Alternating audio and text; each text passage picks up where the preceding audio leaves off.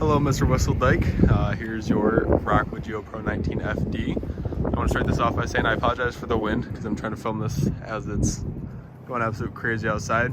But I'm just going to go over kind of the basics, make sure you understand everything. And then when you do come to pick it up tomorrow, please just write down any questions you have, or eventually just email me back or text me back, anything like that. I'm just going to get started with this front power tongue jack here. You're going to have your on and off switch for your light up front. Then you retract and extend for your power tongue jack here. Just in case this does ever electrically go out, you can see this little circle black tab here. You can go ahead, pop that little tab off, and then on the inside is manual override that you can go ahead and, of course, manually override this just in case it electrically goes out. It's just gonna be like a little crank. I believe it's a 3/4 inch socket, so if you want to get like a bit for it, or of course the crank tool for your unit can double as that.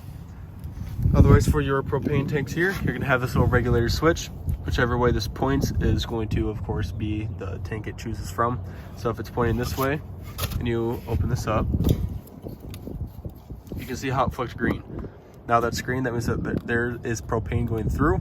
So also when it turns red, that means it is, of course, empty. Then you just go ahead, switch it to the other side, and then open the other propane tank up. Otherwise, it just chooses one, and whichever one it's pointing to is, of course, going to be the tank. Otherwise, you have your battery right behind here. Here comes all the wind. I'm trying to block it off as much as possible.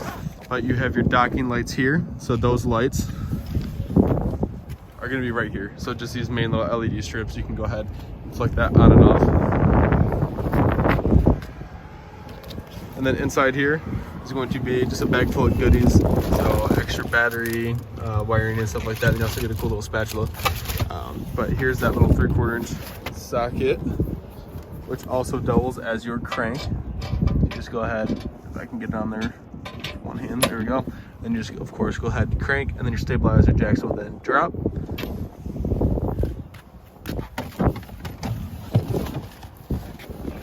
And then also, just in case you do want to replace that front little piece with a wheel to make it easier to push or anything like that, it gives you that wheel down here.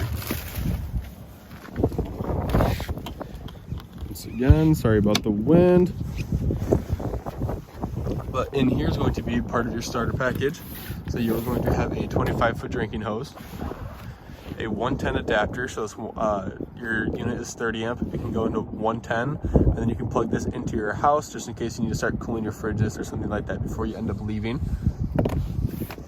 Other than that, you have your sewer hose, which I do recommend getting a better one.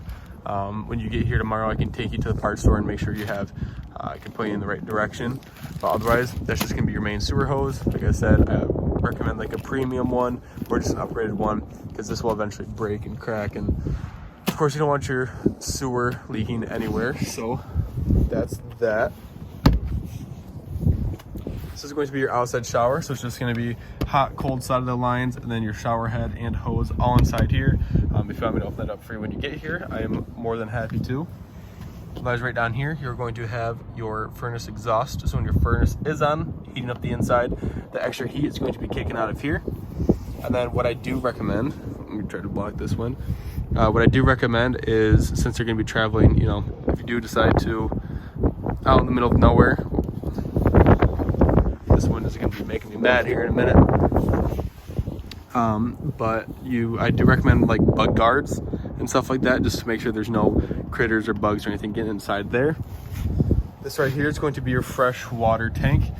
This is basically just a big tank inside of your camper that you are able to grab from while you're out in the middle of nowhere and need running water. So basically, just a quick example would be like a national park. You can go ahead and fill this up on the outside, and then once you get in, there we go.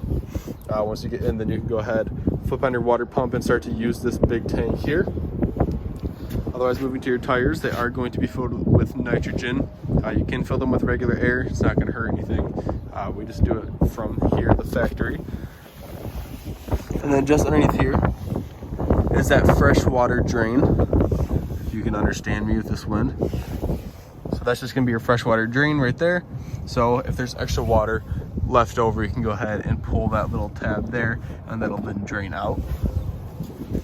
Otherwise, this is your camp power or shore power right here. That's just gonna be your main power source. It's just a 30 amp service. And then right down here is going to be your sewer system. So you have your black tank and your gray tank. Your black tank is going to be for your toilets and everything like that. And your gray tank is going to be for showers, sinks, and others. But just to empty this, you just go ahead and pull this out. It's gonna drain. I'll explain the black tank flush in a minute, but you just go ahead, open this up. Like I said, let it drain, leave it open, do your black tank flush. Then when you're done with that, take your hose out, close this up, then open your gray tank and let it kind of flush everything else out. So like I said, why I mentioned doing the gray tank second is because it kind of helps flush anything, you know, any solids left in your sewer hose. So when you do go to empty it, you pop that off, and then you're gonna have a much cleaner hose than what you would have had if you just left this to be the last source. Otherwise, up there, those are going to be your low point drains, hot and cold side. Basically, that's just the two lowest points inside of your camper and the lines. Backup camera prep. So if you do decide to purchase a backup camera at some point, it will go inside there. Otherwise, right here, it's going to be just your main little water sources. So you have a cable and satellite input here. I'm gonna try to black this one out again. And you have your black tank flush. So like I mentioned before, this is just gonna be a small sprinkler inside your system. So when you do go to do this little flush, it kind of helps flush any toilet paper or anything like that completely out. Right here is going to be your city water connection. So when you do get to a campground or anything like that, you just go ahead, pop this off, and then insert that campground hose, and then that is going to feed water into your systems. And this is just gonna be a little antifreeze inlet. So when you do go to winterize, you just go ahead, pop this open, take a hose or a hose that's cut in half, poke the threaded side in here, and you can put that into a jug of antifreeze. Then you can go ahead and suck the antifreeze inside of there, just to make your winterizing process a lot easier. Inside here is just going to be, I believe this is your bathroom storage there. And this is going to be your fresh tank, not your fresh tank, your water heater. So your water heater with this. This is going to be called your anode rod. This is going to take the beating from your tank, so this is going to deteriorate over time. So what I do recommend doing is replacing this after every so often. Whatever you believe is about 50%, then you go ahead and replace this. So it's all kind of like a judgment call, but the base is just, this is going to protect your tank. So now that it's in there, you're going to want to make sure that's nice and tight. Once again, trying to block this one for you. That's going to be a 1 1/16 socket. So just make sure that is in and nice and tight. Once that's in, go to the inside of your camper and turn on the hot side of the faucet. It's going to sputter for a little bit, but that's just all the air getting pushed out. So once you have a steady flow of water and that is in nice and tight, then you can go ahead and turn this on and do what you need to do. And then when it comes time to empty it, just go ahead, pull this little pressure release valve here. It's going to hiss with all the pressure releasing. And then when it's done hissing, go ahead, take your socket, pull this back out, and then the water is then going to shoot right out of there and then completely empty your water heater. And right here is going to be your LP quick connect. So if you do decide to put your griddle out here and start to use it, you can get your gas through that little port there. And right here is going to be a little 110 outlets for that.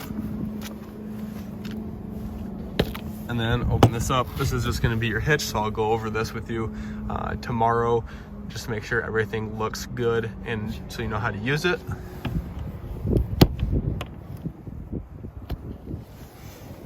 And then up here is just extra storage. If you do decide to get a solar panel, it's just gonna be like a little portable solar kit. Just make sure you get that little input there. And then for your awning, last thing, you're just gonna have a little black tab there. It's gonna be kind of hard to see, but that's just going to be a manual override. So if you peel that black tab up, and then insert a 10mm socket, I believe. That socket, wind, that is just, it just reels it back in or out just in case that ever electrically goes out. For your door, it's going to have the keyless entry if you do want to lock or unlock it. I'll just go over the pin with you tomorrow, but it tells you right here what it is. And then remember, when you go to open this door, pull closer to the edge there than over here. Going to the inside, we're gonna have all of your little readers here. So your fresh tank reader, black tank reader, gray tank, and then your battery reader. So obviously you can tell when it's starting to get full and whatnot. Otherwise, you have your water pump here, which is going to be used for your fresh tank. And you have your 2 elements to your water heater. So whether it's gas or electric, you can go ahead and do that. And then your tank heater. So this is just gonna make sure your tanks don't freeze if you're camping in cooler weather. And of course, you just have all of your lights here. They're not actual buttons, they're just little flick back. So just like that, turns everything off. Allows you to step, awning, porch, and then interior lights. And that is that. Right here, you have your awning retract and extend. Just gonna make sure this is like this. I don't know how, I'm gonna try to extend it as much as I can right now with this nice wind going on.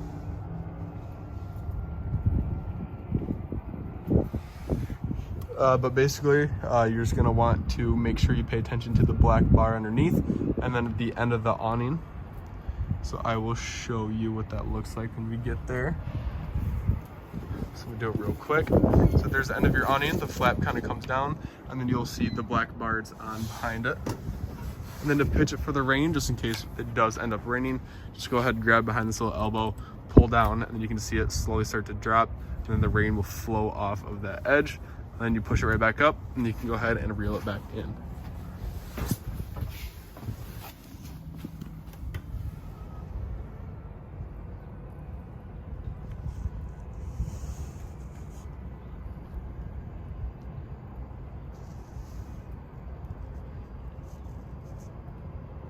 Takes a little while.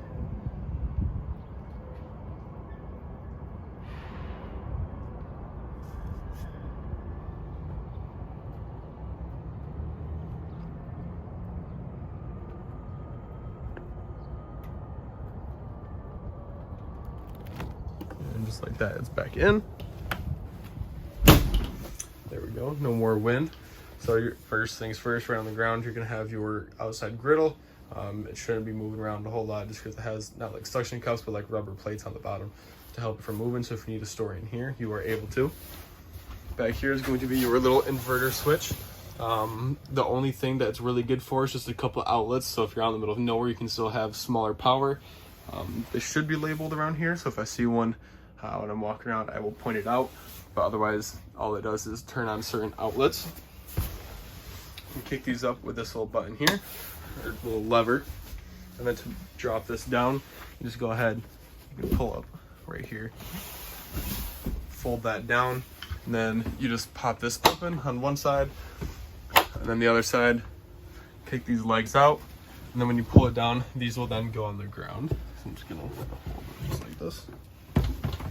Obviously I'm not going to all the way just because your griddle's there, but you get the point. I can extend it when you guys are here too, just so it makes sense for you. If I can get that back in, that'd be sweet. There we go.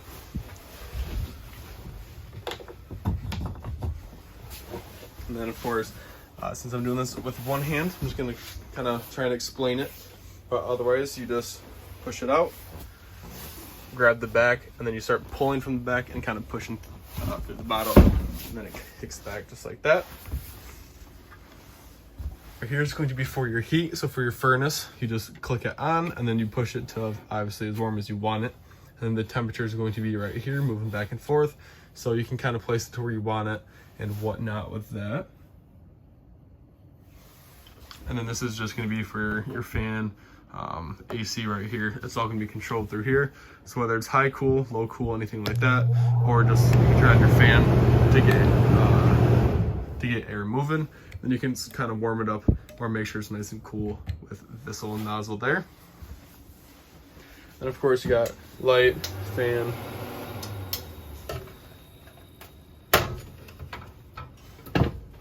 and then you have your oven and stove here. Pop this open. It's just a press, turn to release the gas, and then you spark to the right to then light it up and ignite. Same goes for the rest of the burners. And then for your oven, it's going to be a small little black piece, not black, silver. Should be back there. You can kind of see it right there. I'm not going to try and stick the camera in there all the way. But that's going to be where your igniter and your gas is coming out. So you just do the same thing. You press in, turn into the pilot symbol, the little flame. And you're going to sit there and spark, spark, spark, and then it will ignite. And then when it does, go ahead and then just turn to your desired temperature.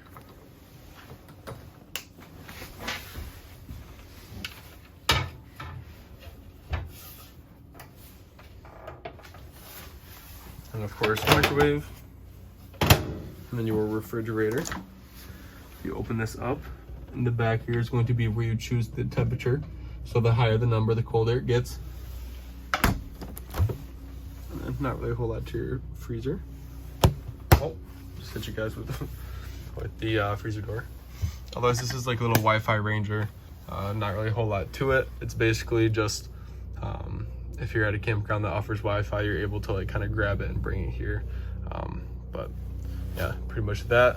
As you have like your little network and password there. For this, just tap to turn on. Choose the volume with this. Change the channel with that. And then for if you want more bass, treble, anything like that, equalizer, you can click there. There's zone 1, inside speakers, zone 2, outside speakers. And then you have a quick mute right up top.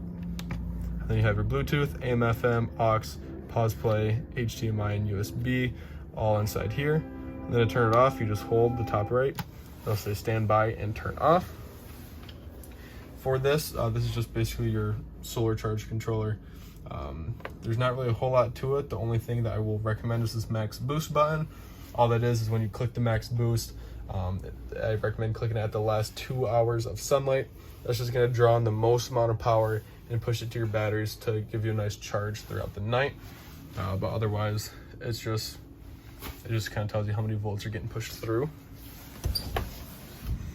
And then the last thing I recommend for your trailer is going to be your toilet solution and RV grade toilet paper. So for your toilet, it's just a foot flush, press down there. And the reason why I recommend those two things is because when it does kind of flush down, it just makes the process a whole lot easier and better going, just so you don't have to replace your lines or sewer tanks or anything like that. The toilet paper just helps break down easier, and then the toilet solution helps break down the solids and smells. And then the last thing for this is your little shower miser thing here. It basically, all it does is make sure it recycles your water, over and over and over again. So when you just pop this open, you'll have hot water already, and you don't have to worry about having it, waste your water or waste your heat, anything like that. So that little blue piece there is going to turn more of like clear when it's nice and hot and ready. Then you can go ahead and then of course pop that little switch, and then you will have hot water already. So what people do is, if they'll turn it on, get it starting to kick up, and then they'll go grab towels, clothes, anything like that, and then they'll go ahead. By the time they get back, it should be clear, and then they go ahead and turn it on and have warm water ready to go. But last but not least, with this here, you want to pull down to unlock. Then you can go ahead, twist it open. You can see it start to open there. Then you can turn it on here with these buttons. On, you have 4 settings, and then you have off here, and then down, and then to lock it into place, you push up, unlock, lock. So, that's pretty much it for your trailer.